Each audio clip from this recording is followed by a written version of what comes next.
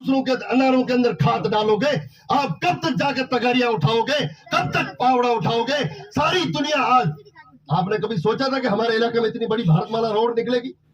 सोचा था कभी इतना बड़ा सर्कल बनेगा? आपने कभी सोचा था जीवाणा के अंदर इतनी बड़ी आप अनार की मंडी आपने कभी दिल में इरादा किया था?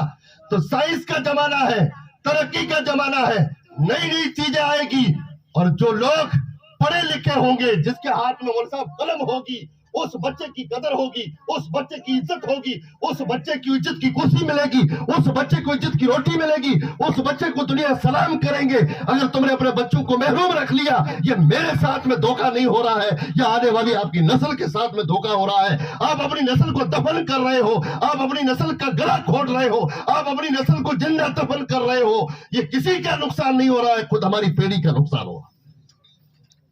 ये दिल जली बातें मैं आपसे इसलिए कहता हूं कि मेरे बच्चों को जब हम देखते हैं, जिन लोगों के पास में कुछ नहीं था, खाली हाथ थे, आज वो कंप्यूटर चलाते हैं फटाफट, और जिस कौम के पास में सब कुछ था, आज उन्हीं के पास में फोन आता है कि हमारे खाद की गाड़ी आई, आओ खाली करो।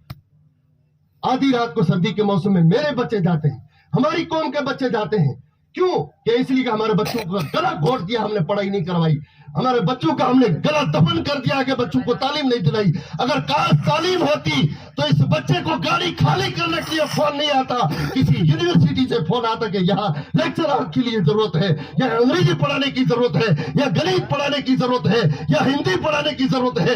ऐसे ऐसे बच्चों के फोन आते तो हमारा दिल बाग बाग हो जाता, मगर जब गाड़ियां खाली करने का फोन आता है तो हमारी आंखों पे आंसू नहीं बल्कि खून के आंसू निकलते हैं।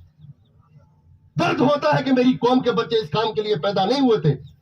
आज दुनिया के किसी कोने में होटल खुलती है, मौलवी साहब ये आंखों से देखा हुआ हाल है, कोने में होटल खुलती है, या खोखा में फोन आता है, या साजाला में आता है, या सांगाना में आता है, या तेजे की बेरी में आता है, या भूखा में आता है, या कोरी में आता है।